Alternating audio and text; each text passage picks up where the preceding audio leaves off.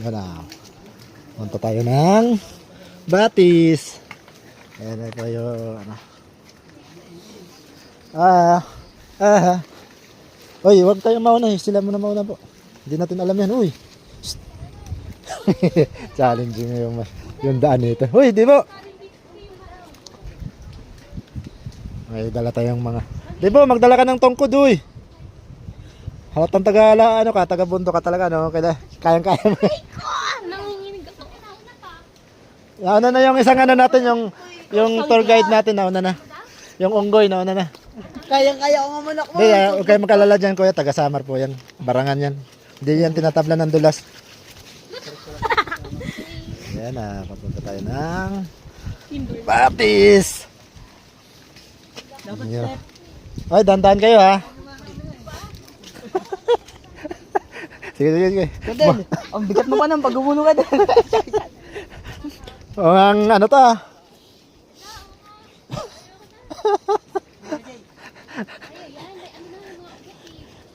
Dito to sa ano to?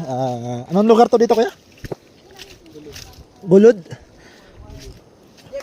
Gulod, ano ba to na nakasakop dito? Tanay?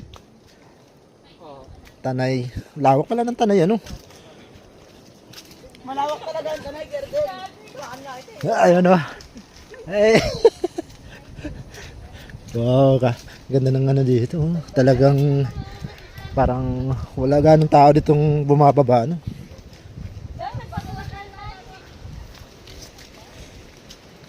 Oh, basic ni Debo ah. Takbo-takbo lang ah.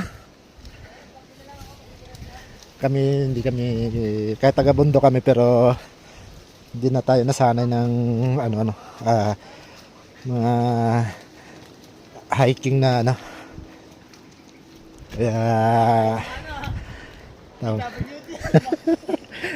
hindi na tayo nasanay ng hiking kaya dala tayo ng tungkod. Mayroon namang mga safety ano dito. Tatagal nyo! Ano yung mga PWD kaya na? Mga tungkot kaya. Ayan, nahihirapan. Ano, kaya? Baka yung 15 minutes natin magiging isang oras ha. Baka abutin na lang tayo ng ulan dito.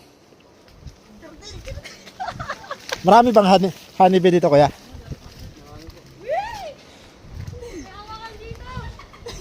Mga piti, mga PWD. Merong ganyan sa amin yung ano yung parang malakas mga gat yung parang bato yung ano bahay niya. Pukyutan